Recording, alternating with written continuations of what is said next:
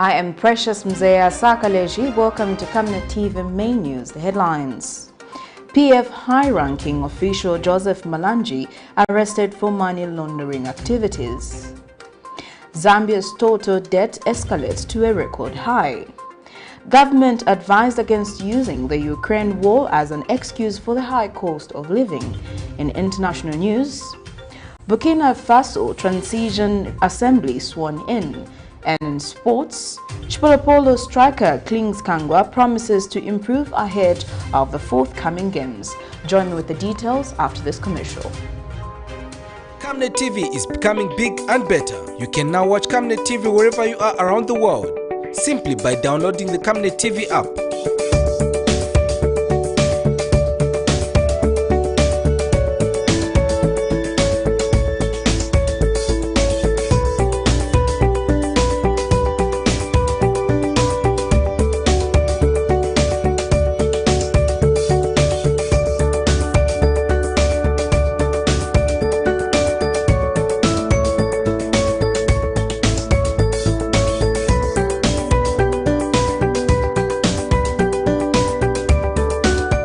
With Camnet TV app, you only use less bundles. Camnet TV, not just another channel. In other main news in detail, the family of Dan Silwimba, a truck driver who met his fate in Mozambique while on duty in a road traffic accident, has disclosed that compensation discussions have stalled due to alleged failure by Juba Transport Limited to meet their demands. In an interview with Camnet News, brother to the late Lakson Silwimba narrates that the company proposed a 10,000 United States dollar for compensation but rejected the offer. Mr. Silwimba has also clarified that contrary to the company's position, the coffin for his late brother was bought using contributions made by the drivers. One wise man said there are three sides to a story: one for you, one for me, and finally the truth. In the matter of Dan Silwimba, Juba Transport Limited driver, who met his fate in Mozambique after being hit by a vehicle Friday 11th March 2022, the truth seems still far to be reached. Since his death, information has been circulating on social and mainstream media with two schools of thoughts. One that suggests that Dan Silwimba was neglected by the company in a foreign land, while the other refuting the allegations.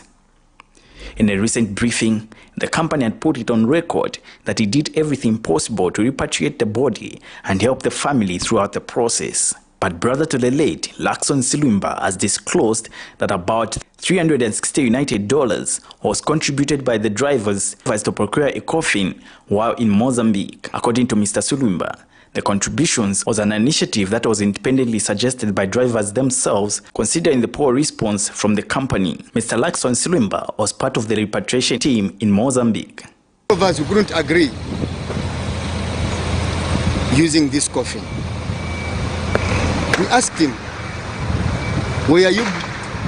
were you sent money to buy a coffin? He said yes. How much money were you sent for buying this coffin? He answered he had been given $850 US for the whole process.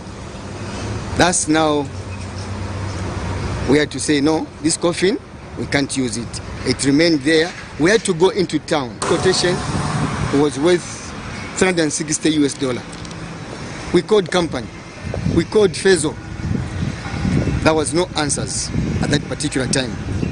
We couldn't get cash at that particular time. At this point, we found drivers from Juba, drivers, ex-trans drivers,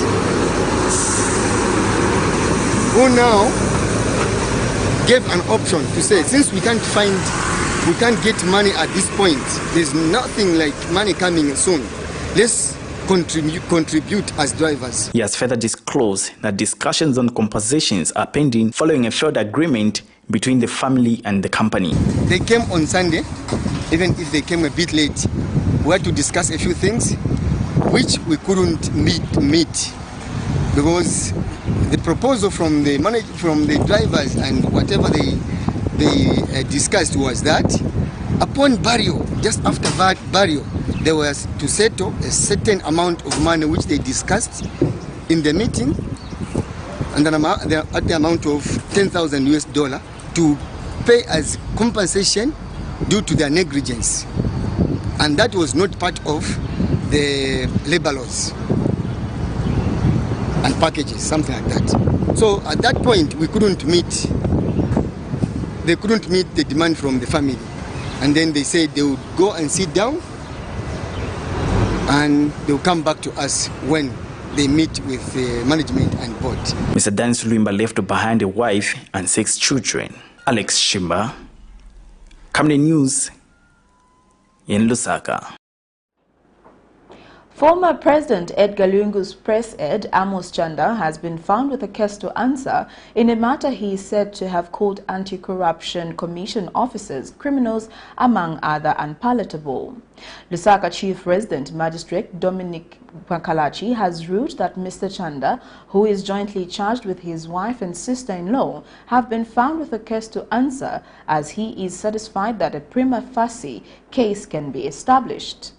He has put the trio on their defense following submissions made by their prosecution and defense counsel. Together with his wife and sister-in-law, Amos Chanda, the former State House press aide, will have to defend himself before the courts of law and prove against the allegations that the state accuses them of, following a ruling delivered by a Lusaka Chief Resident Magistrate Wednesday morning, which saw them being put on their defense. Mr. Chanda, his wife Mebo Chanda, and sister-in-law Ruth Nakaundi have been found with a case to answer in a matter they are accused of using, insulting and obstructing Anti-Corruption Commission officers during the time the officers had gone to conduct a search at one of his properties. The trio, who appeared before Magistrate Dominic Makalicha, were straight away placed on their defense with the court, stating that the prosecution had established a prima facie case against them. The court has also established that the prosecution has proved some of the important ingredients of the offences of obstructing the SEC officers, a conduct which had potential to break public peace, and that the alleged conduct by Mr. Chanda of obstructing the officers from executing their duties resulted in the delay of the searches the officers were conducting. Magistrate Makalicha has also established that the alleged words by Mr. Chanda against the officers to call them criminals, idiots, that in itself was an insult. The allegations in this matter in the first count are that on the 27th of October 2021, Mr. Chanda used insulting language to Fred Tembo, a senior investigative officer, William Chilufya, and Christopher Siwakwi, in due execution of their duty, to which is alleged to have called them idiots and criminals, while his wife and sister-in-law allegedly called the officers monkeys. The matter has, however, been adjourned to the 25th of April 2022 for their defense. Miriam Kaimba reporting for Camnet TV News. Five opposition Patriotic Front members of Parliament have started serving their 30-day suspension from the National Assembly following the protest against the budget debate on Head 101 in December last year, thereby disturbing Parliament proceedings. Delivering ruling Wednesday afternoon, Deputy Speaker Attracted Sangano ruled that the five, among them Kavushi Member of Parliament Boma Nsambo, Kwacha MP Joseph Malanji, Lunte MP Mutotwe Kafwaya, and Luansenshi MP Taulo Chewe, joined the 30 MPs who intentionally disrespected the House last year. The five were excluded from the 30 MPs who were recently suspended as they were not in Parliament amid their elections appeals. Drama at Parliament has continued to unfold, with Wednesday afternoon the five opposition Patriotic Front members of Parliament who were yesterday allowed to return back to the House following the ruling by the Constitutional Court have experienced another suspension. Just a day after them returning to Parliament, Kabushi Member of Parliament Boma Nsambo, Kwacha Member of Parliament Joseph Malanji, and Lunte Member of Parliament Mutote Kafwaya, and Luwasenshi Member of Parliament Taulo Chewe have been made to join the 30 members of Parliament who were last week suspended. The five are among the MPs that participated in the protest in the chamber last year, thereby breaching the parliamentary privilege in accordance with Section 28 of the Powers and Privileges Act. They were excluded from the 30 who were on Tuesday suspended as they were not in Parliament amid their elections appeals. The suspended members of Parliament will not receive any salary or allowances for a period of their suspension. In accordance with Section 28, number 2 of the National Assembly Powers and Privileges Act, which requires the resolution of the House to suspend a member from the House.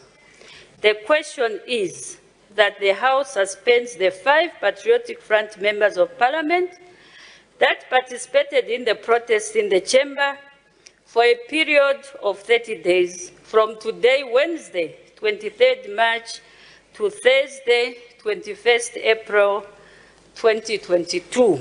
As if this was not enough, another ruling was made seeing Lumezi, Member of Parliament, Monia Zulu, make his apology to what was described as him giving false allegations against local government minister Gary Nkombo. On KBN television, that the minister had said that Eastern Province had received 1,909 kilometers of feeder roads was at variance with the Honorable Minister's statement on the floor of the House, that the government had entered into contracts of 1,909 kilometers for Eastern Province. The committee that found Mr. M. Zulu MP's statement on KBN television and that Honorable Gigi Nkombo MP had lied on the floor of the House was untrue. The committee further found that Mr. M. Zulu MP's continued reference during the interview to Honorable Gigi Nkombo MP as having lied to the House had the potential to irreparable damage. Do unreservedly apologize to you, Madam Speaker, and to this august House for the remarks made on KBN television against Honorable Gigi Nkombo. The Finance Minister also gave his ministerial statement. Must also infuse into the plan the measures required to realize the promises made to the voters. This is what we are doing. Madam Speaker, I will now provide the status on the formulation of the 8th National Development Plan. The development of the 8th NDP has reached an advanced stage with a draft now in place. The draft is based on the strategic policy direction. Miriam Kaimba reporting for Camnet TV News. The Drug Enforcement Commission in Lusaka Province has arrested Kwacha Constituency Member of Parliament for money laundering activities involving 10 million Kwacha and 700,000 United States dollar. Mr. Joseph Malanji, a male aged 56, residing Roma Park in Lusaka, has been arrested for being in possession of property reasonably suspected to be proceeds of crime, contrary to the Forfeiture of Proceeds of Crime Act No. 19 of 2010 of the laws of Zambia. Commission's Public Relations Officer, Matthias Kamanga, confirmed the development to Camnet News.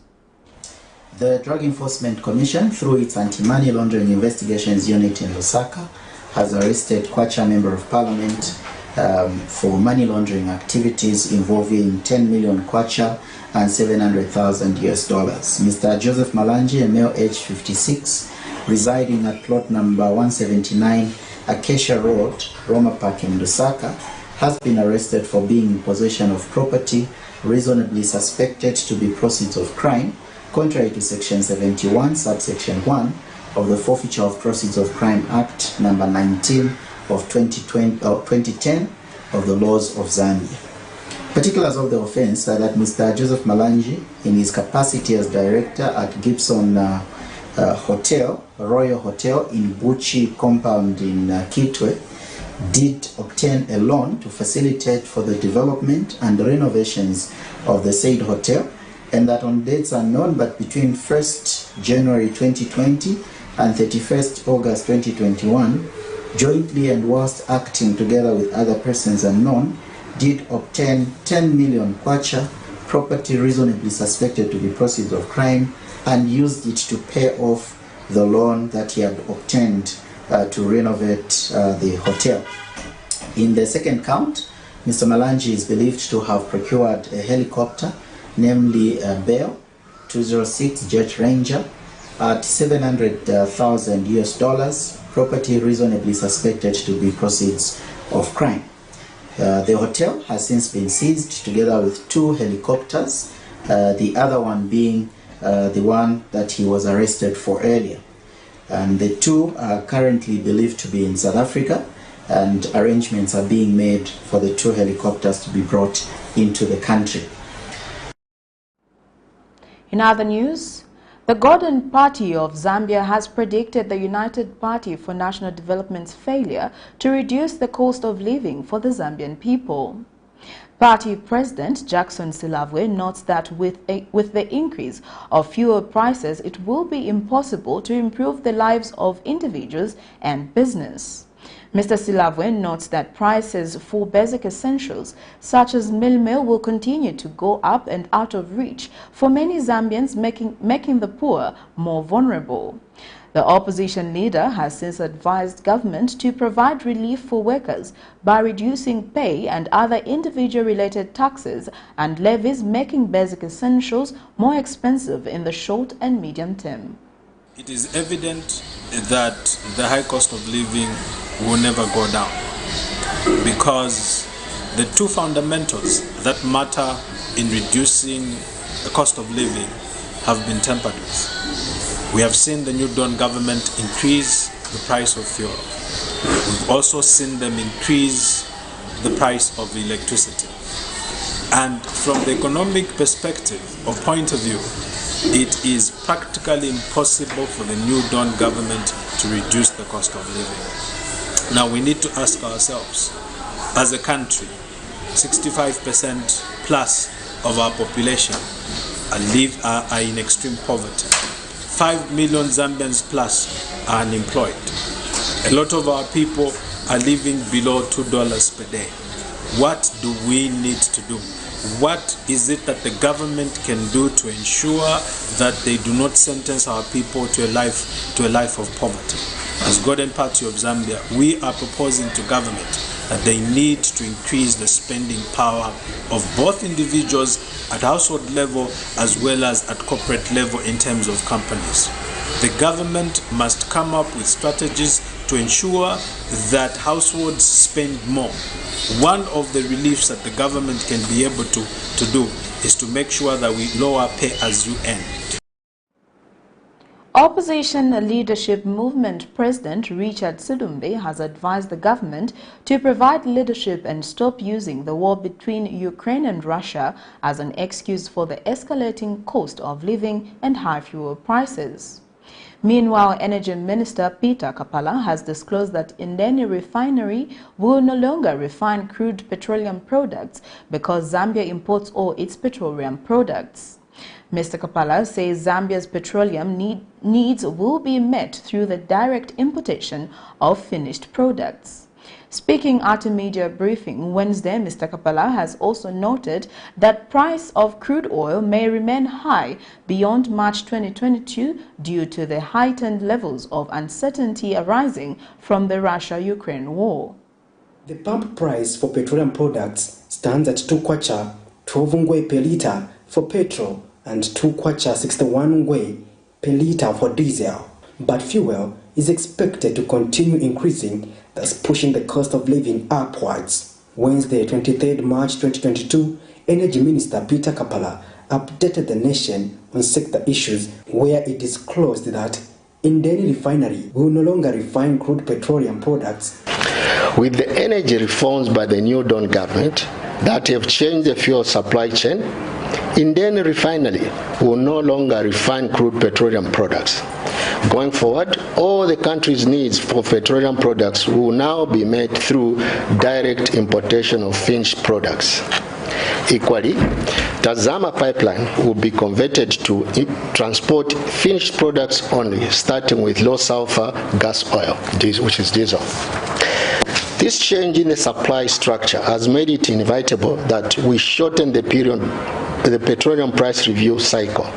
This is because the importers of petroleum products are subjected to prices that are consistent with what is prevailing on the international market. And the minister explained that it is anticipated that the price of crude oil will remain high beyond March 2022, above $100 United States per barrel, and will continue to rise owing to heightened levels of uncertainty arising from the Russia-Ukraine war. The price of crude oil will remain high, above $100 per barrel, and would also be extremely volatile.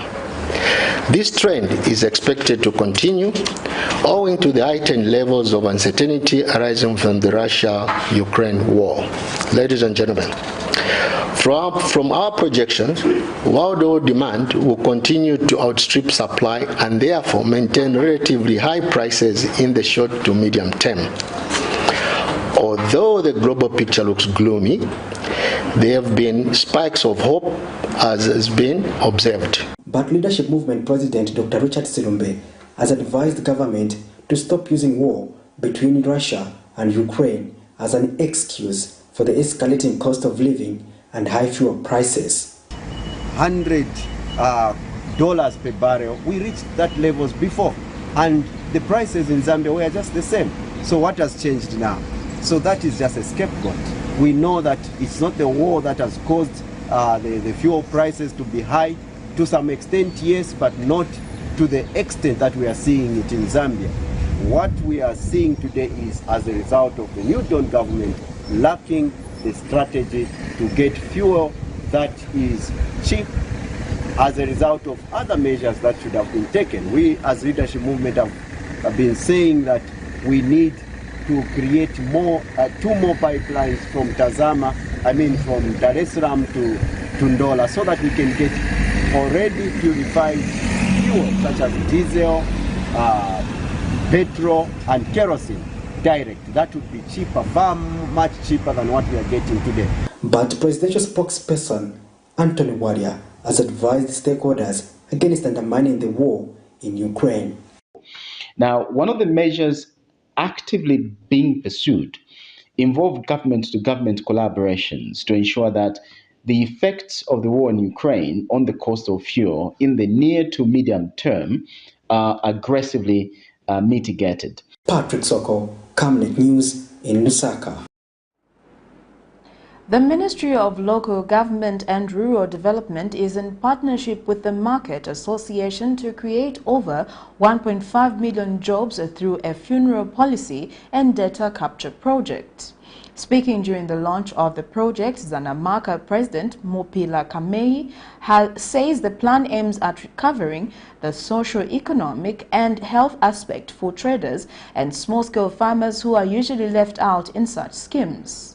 Speaking at the same launch, Minister of Local Government and Rural Development, Gary Nkombo, has called on members of Parliament to consider giving out soft loans to traders using the Constituency Development Fund to help them expand their businesses.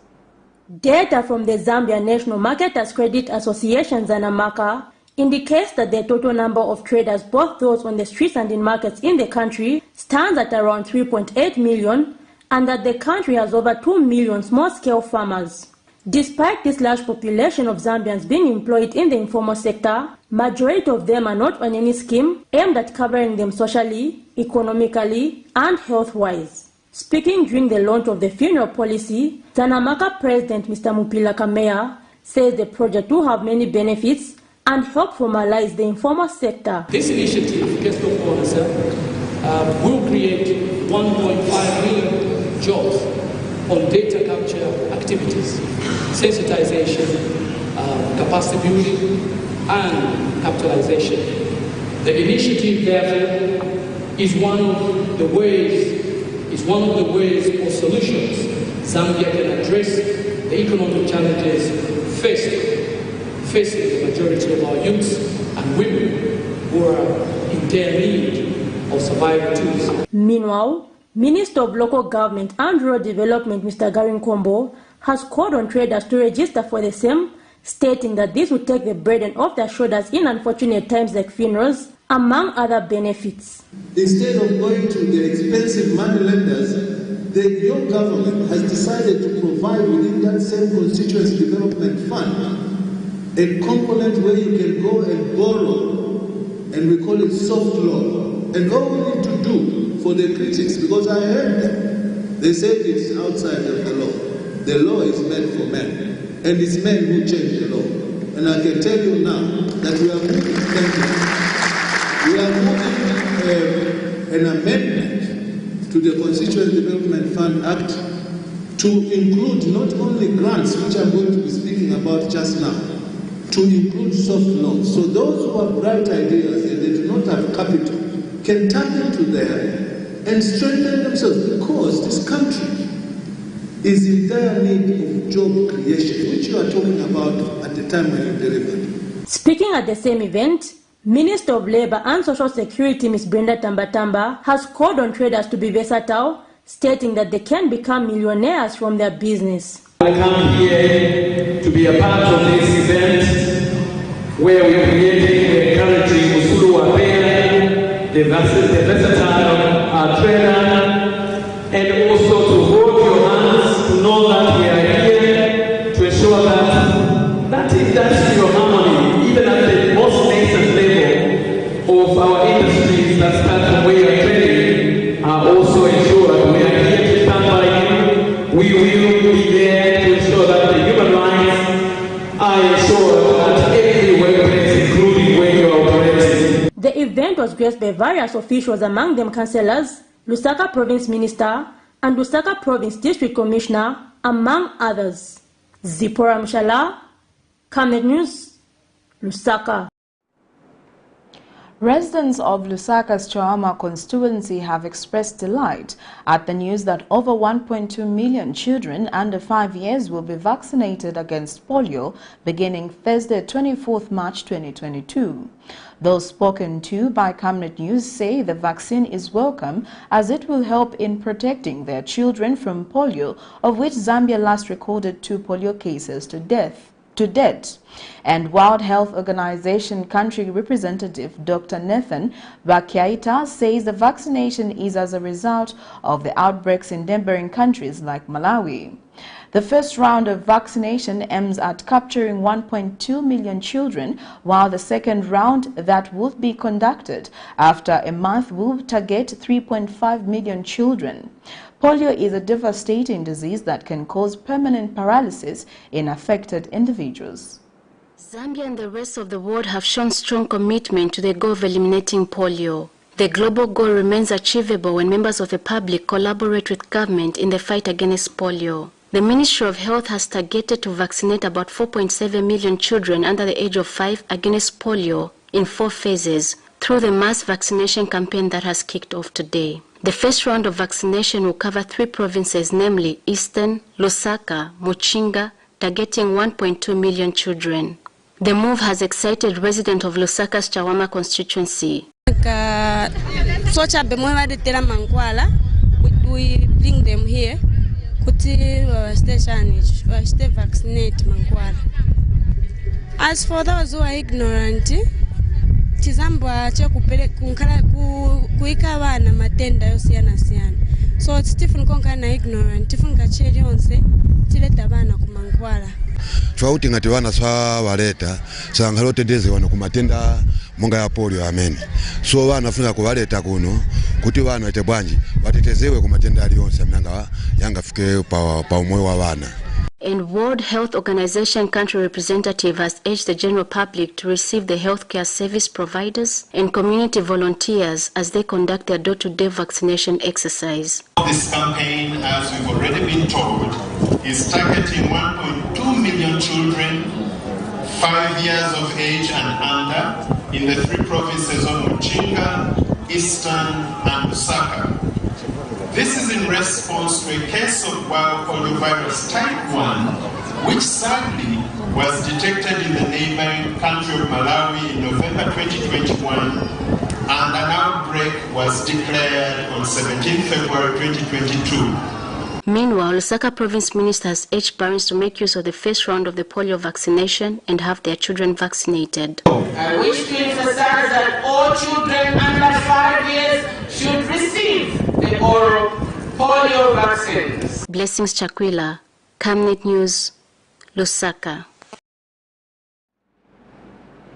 Advocacy for Child Justice Executive Director Josephat Njovu has stressed on the need to enact or amend laws which protect children against all forms of violence.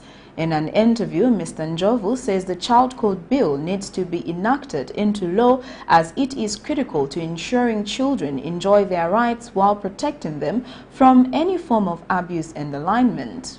He says despite Zambian laws forbidding many types of violence against children, some legal gaps and lack of clarity remains that limits the scope of perceived protection in specific cases. Every child has the right to grow up in a safe and supportive environment, free from violence, abuse, neglect, and exploitation. But like any other countries around the globe, children living in Zambia experience situations of violence in their homes and within the communities they live in. A recent scenario of violence against a child is that of Jesse Banda, 33, of Mississippi Compound, who hit her 8-year-old son with a metal bar and was later sentenced to a 5-year simple imprisonment, although justice seemed to have prevailed. A lot of cases against children have gone unreported, despite government, citizens and other stakeholders taking action to end this violence.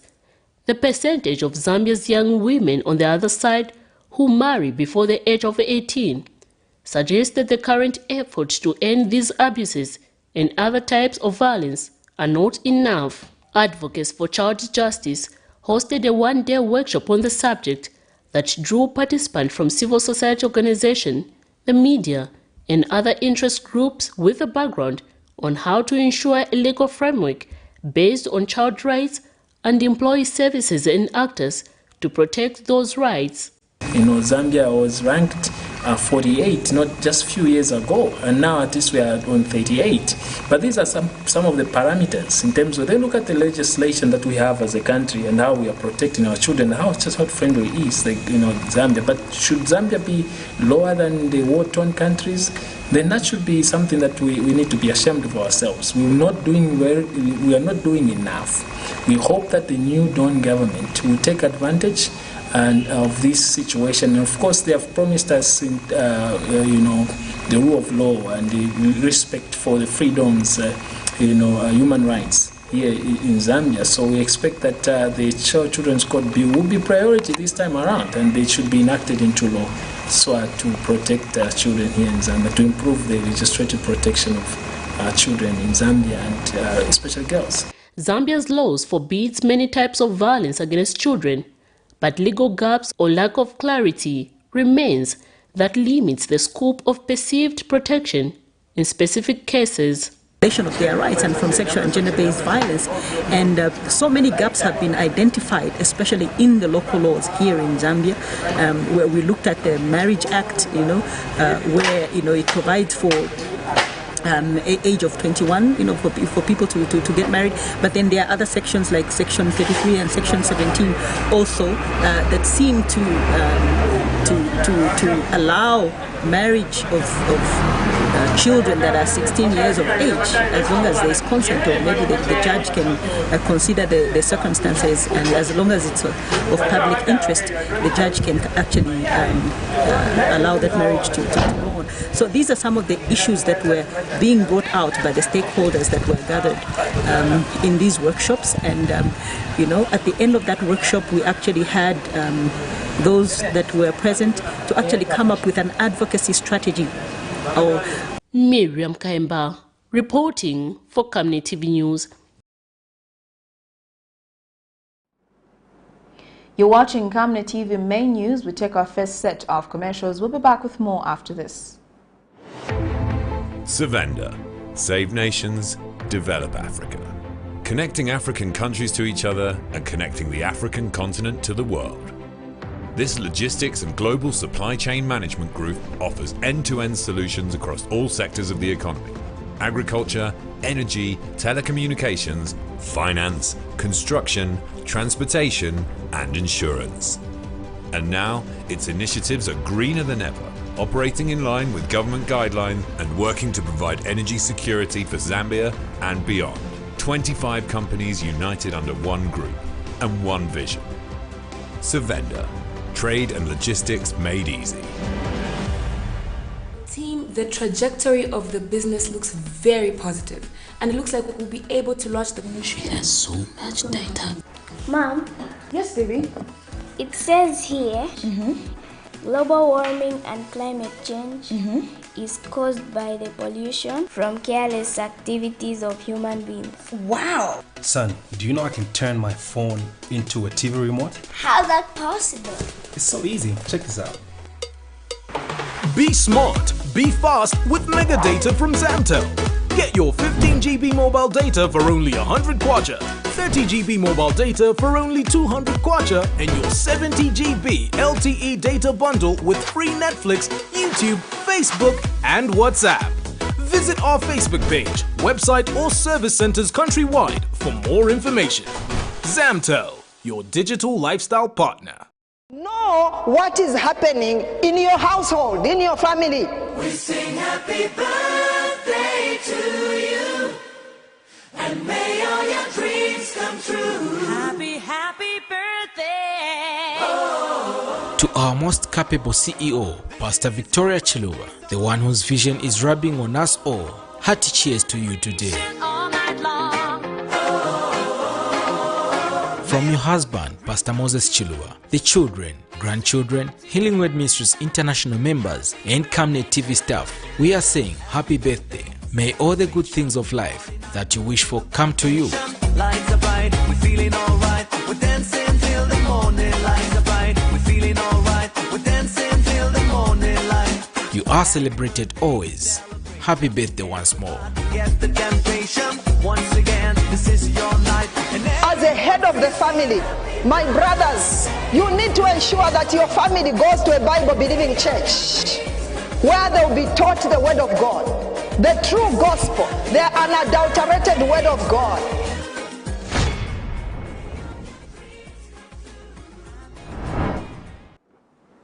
Welcome back. We continue with the rest of the main news.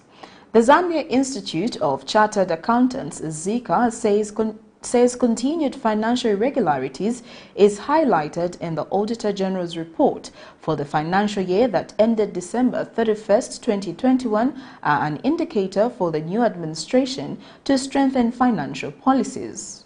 Speaking during the first quarter media briefing on the financial performance in the country, ZICA President Ms. Cecilia Zimba says there is need to investigate the action by the Disaster Management and Mitigation Unit DMMU, which continued procuring masks on an emergency basis without following procurement procedures despite a decline in coronavirus cases. Ms. Zimba has also called on the DMMU to quickly respond to over 500 households in Namwala district who have been displaced due to floods, stating that they are in urgent need of sanitation services. Financial mismanagement has remained a plague in Zambia for a long time and has often been referred to as the major contributor to the slow pace of development in the country. This is because the country continues to lose funds which could have been used for various development projects. The Zambia Institute for Chartered Accountants, ZICA, says the onus is on the new administration to change this trend by putting in place strong financial policies. Addressing the media during the first quarter press briefing on the performance of the financial sector in Zambia, ZICA President Ms. Cecilia Zimba has urged investigative wings to take an interest in financial irregularities that have been highlighted in the Auditor General's report of 2021. Ms. Zimba has wondered why the Disaster Management and Mitigation Unit DMMU continued abrogating procurement procedures for masks despite a decline in coronavirus cases, which indicated that masks were no longer an emergency. 15 months after the issuance of the ZPPA authority, the ministry continued to procure COVID-19 related requirements such as face masks on an emergency basis. However, this was questionable in that the procurement of COVID-19 materials could no longer be taken as an emergency, as waves of COVID-19 were foreseeable and could therefore be planned for. As ZICA, we urge the government to implement the Public Financial Management Act of 2018 fully to ensure that all revenues, expenditures, assets and liabilities of the government are managed efficiently and effectively. Ms. Zimba says there is also a need to employ qualified accountants in schools to oversee school grants in view of the free education policy. She has further called on the DMMU to urgently offer help to about 500 displaced families in Namwala district of Southern Province owing to floods. Namwala district has recorded the highest number of households affected with 3,219. The report also indicated that 8,000 hectares of field crops were submerged in water, including houses and sanitation facilities. In addition, livestock such as chickens and goats were also swept away.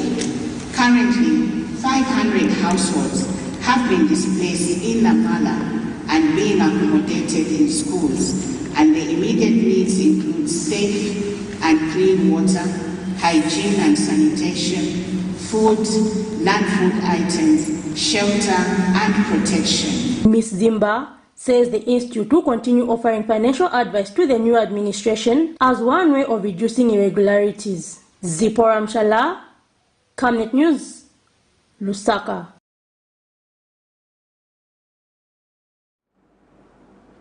Government has revealed that Zambia's total public debt as end of 2021 was equivalent to 30.93 billion United States dollars, excluding interest arrears, and equivalent 31.74 billion United States dollars, including interest arrears. This is the highest form of debt the country has ever acquired since its independence. Ministry of Finance, in its summary of the public of Zambia's public sector debt report of 2021, has also reported that the external stock, excluding interest arrears of central government debt, guaranteed loans and non-guaranteed loans, amounted to 13.04 billion United States dollars and 136.1 million United States dollars respectively. The report has also indicated that the country owes 45 creditors from across the world, with Eurobonds amounting to 3.3 billion United States dollars, while Exim China is owed over 3 billion United States dollars. The government also owed local creditors such as Mikalile Trading over 297 million United States dollars, among many others. The Zambia Statistics Agency, ZAMSTATS, plans to recruit over 45,000 enumerators, including supervisors, to collect and transmit data for the consensus exercise slated for November this year. In an interview with Camnet News, ZAMSTATS Interim Statistician General Mlenga Msepa says the enumerators, mainly school leavers, will be deliberately selected from their respective districts to enable them to communicate with the respondents in local languages. Mr. Msepa says this is a deliberate move as part of the agency's goal is to create employment for the youth in the country. He notes that government has been committed to financing all processes, including the dispersing of funds on time. Mr. Msepa has since revealed that the mapping and listing, as well as the pilot census exercise, was completed in readiness for the actual census. Coordinating committees of the census will also have representation from traditional leaders. We'll have representation from the Office of the District Commissioner and so on. And those are some of the things that we're supposed to discuss with the MPs so that we have more inputs to ensure that we do the right thing, but more importantly, to ensure complete enumeration at that lowest level. Yeah, and we feel that if we work with the local communities, community leaders, then we'll have effective and comprehensive censuses at ward level, at constituency level, and district level. So in a nutshell, the other thing I should mention that the Minister of Finance and National Development Planning did provide, I think, did provide 5 million for the 85 million. If you look at the budget, 2022 budget, I'm glad to report that all that amount of money has since been disbursed. So I think what we're just doing now is to keep and raise the momentum. So in a nutshell, basically that's what it is. So in terms of the census, you know, the census is the main source of social and economic data. The census will enable, because the data will be at what level, will enable for the ward councillors, for instance, to know how many people they have. And related to that, when we did the mapping, we were able to show, for example, how many clinics are in the county, how many clinics are in the constituency. Mopani Copper Mines has suspended operations at its smelter concentrate shed following an accident on Tuesday, 22nd March 2022, which led to the death of one of its workers, Mr. Anderson Mwaba, 35.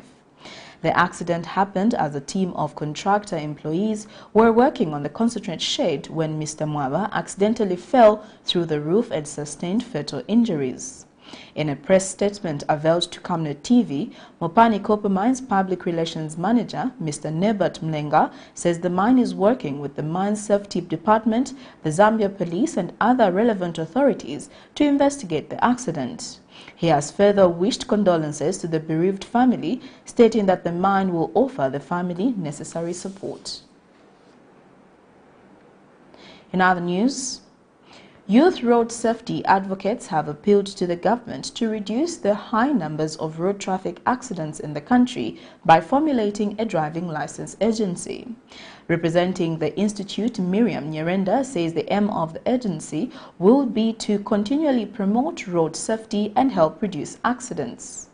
Ms. Nyerenda says the agency will do this through stating the standards and pre-driver education and driver trainers education. As a concerned youth, I would like to urge the Zambian government to urgently look into actions that can help reduce road traffic accidents in the country. The agency will do this through setting the standards of pre-driver education and driver trainers education, registering and supervising quality assured approved driving instructors and driving schools, carrying out theory and practical driving and riding tests, conducting quality assurance of all testing activities, investigating cases of suspected theory and practical test impersonations, and developing the future education and testing environment through a continually improved upon learning to drive syllabus. We'll take our second set of commercials. Coming next is international and sports news. Your skin is the biggest muscle in your body. That's why we make sure that Oracle is #1 when it comes to taking care of your precious skin. Oracle Pure Petroleum Jelly and Glycerin soothes, moisturizes and keeps your skin perfect. Oracle Pure Petroleum products for that perfect skin. We welcome you to the wonderful world of Savenda Electronics. At Savenda Electronics, we pride ourselves in manufacturing high-quality electricity and water meters. Boasting of the first of its kind state-of-the-art manufacturing plant in Zambia, Savenda Electronics manufactures customized smart electricity and water meters of international standards for both the local and international water and electricity utility companies. Our highly computerized factory, run by qualified staff, makes, calibrates, and electronically tests the smart meters to ensure only those meeting customer specifications are delivered to the market. Some of the main features which come with our meters includes notifications about low units, tempering, low battery, and many more customized features. Savenda Electronics provides on and off-site after-sales service and has favorable contract terms for water and electricity utility companies. Savenda Electronics, the real deal. It's your wonderful day to celebrate life with a beautiful smile. Another year has gone by. The future looks bright. Keep all your worries aside. It's your day. I wanna sing joyful songs, and I put my heart in this little song. To my lovely and faithful wife, Victoria Monongwe Chilwa. As your husband, I just want to wish you a happy 60th birthday. We've been through a lot together, but your faith in God, your principles in life have been a source of encouragement to me, your children, your grandchildren. I just want to say, may God continue to bless you, watch over your life, and keep you. May the Lord make you live longer in this life. I just want to say, happy birthday. Happy birthday, Vicky. Happy birthday to you. Happy birthday, dear Vicky. Happy birthday to you. You were born for greatness, and may the Lord watch over your soul. I love you, and God richly bless you. Amen. Happy birthday to you, my love. Happy birthday, darling. You're my God's precious blessing. I promise you to be with you for the rest of my life. I wish for you love and happiness, with my heart filled with gladness. I wanna wish you happy birthday, my love. Thank you for staying with us. Now getting into our international news.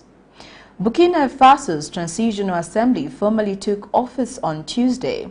The 71-member assembly will be responsible for voting on the texts of reforms planned during the transition. In Ouagadougou, the National Assembly was back to business on Tuesday. Burkina Faso's Transitional Assembly took office 2 months after a military takeover led to the ouster of former President Kambore. In other news, the trial for the October 1987 assassination of former Burkinabé President Sankara and his colleague resumed on Tuesday after the Constitutional Council rejected a defense petition. Here's a roundup of international news. The trial of 14 men for the October 1987 assassination of Burkinabé President Thomas Sankara resumed on Tuesday. In the Ouagadougou venue serving as court, it was time for the speeches for the defense. The lawyer assisting the former medical officer charged with forging Sankara's death certificate pleaded for acquittal. 2 other defendants' lawyers also pleaded for their clients to be acquitted.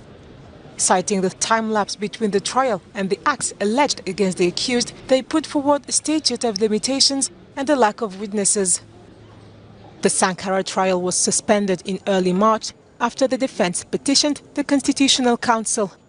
Citing the Council's approval of the military takeover by Colonel Damiba, the lawyers challenged the charges of crime against national security, asking for them to be dropped on the basis of an exception of unconstitutionality. However, the Council rejected the petition on Friday. In Ouagadougou, the seats of the National Assembly were once again filled on Tuesday. Burkina Faso's Transitional Assembly took office 2 months after a military takeover led to the ouster of former President Kambore. The Assembly will be responsible for voting on text of reforms planned during the transition. We must accompany the transitional government in its unwavering determination to free our country from the terrorist grip which is today causing our country great suffering. Among his 71 fellow deputies, academic Abubakar Toguyeni was elected to head the Transitional Legislative Assembly. We are all committed to searching peace. That's it, peace. Hoping that the work that is going to take place will enable to achieve peace.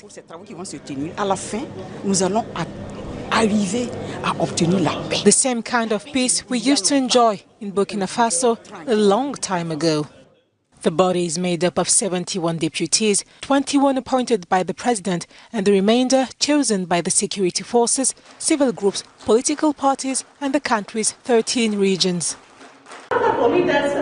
The day started so well for these girls in Kabul as they returned to school for the first time in 7 months. Thank God, the Taliban are also like the previous government. Now I don't have any concern about what I have to wear or whether to go to school or not. My family has allowed me, and thank God, now the Taliban has also given us permission to go to school. We are very happy. But a few hours later, that sense of optimism had completely disappeared. The Taliban-led government suddenly ordered most secondary schools for girls to close. Students packed up their bags and headed home. I was happy and excited when I found out I was going to school. But we were hardly there for 30 minutes when they kicked us out and shut the door and left us hopeless. It isn't fair that boys are allowed to go to schools and girls aren't. What have girls done wrong? We want our schools to reopen like before. Girls in Afghanistan have been waiting for months to attend school. The Taliban pledged to provide them with access to an education after its takeover in August. But since then, most girls have been banned from going to school after the 6th grade. Taliban officials now say they need even more time to create gender-segregated facilities. I think it's very sad to see after all those months, which is the girls in Afghanistan were been waiting for that day, that the schools will be reopened. And unfortunately, today was a very disappointment that they turned back their home without any results. It shows that Taliban are not reliable. They cannot fulfill their promises. The Taliban's been widely condemned for depriving women and girls of an education. The international community says the right to an education must be upheld if the Taliban-led government wants to receive much-needed aid. We'll now get into our sports item.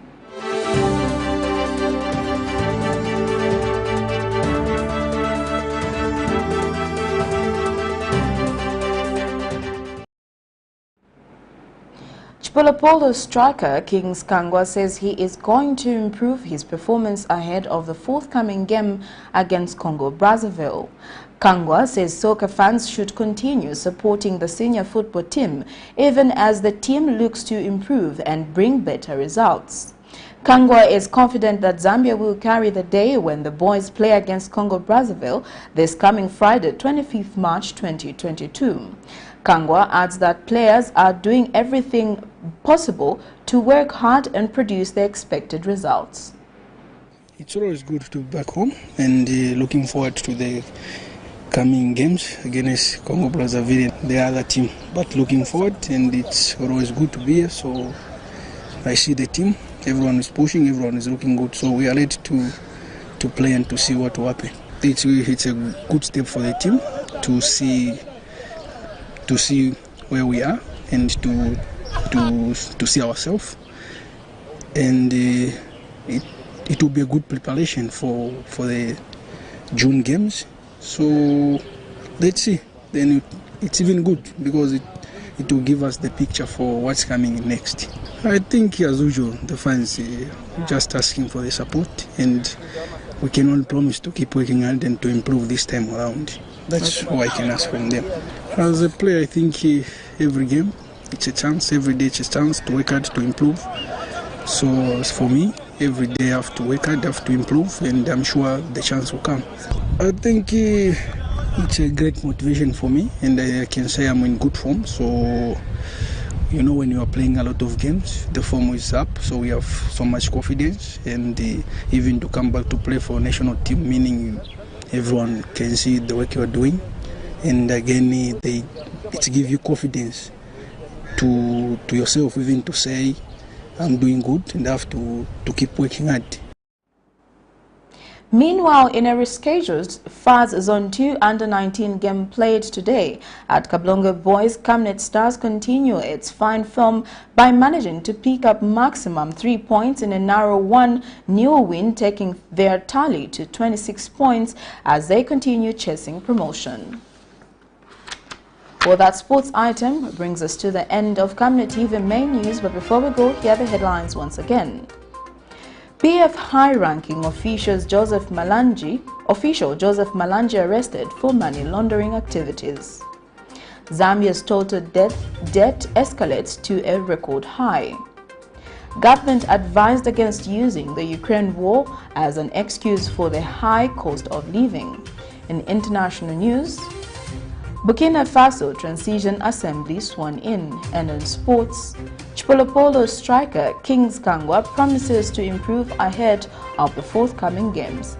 Our Camnet verse of the day is coming from the book of 1 Peter 3 verse 12, and it reads, "Because the eyes of the Lord are on the righteous, and his ears are open to their request, but the face of the Lord is against those who do what is evil."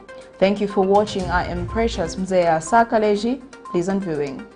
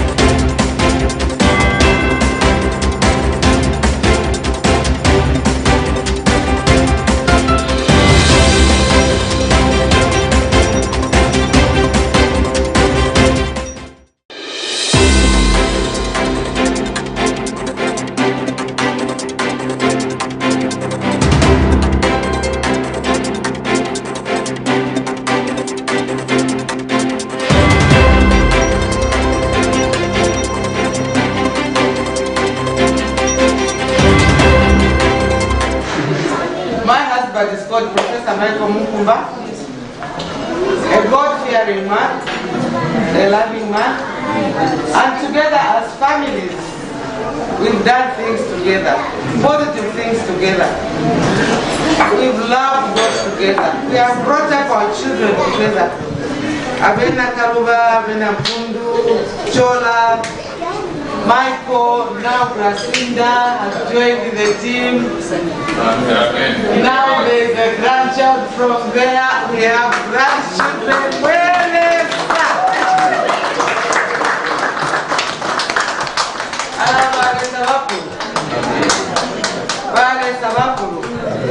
I would encourage all of you to have a friend.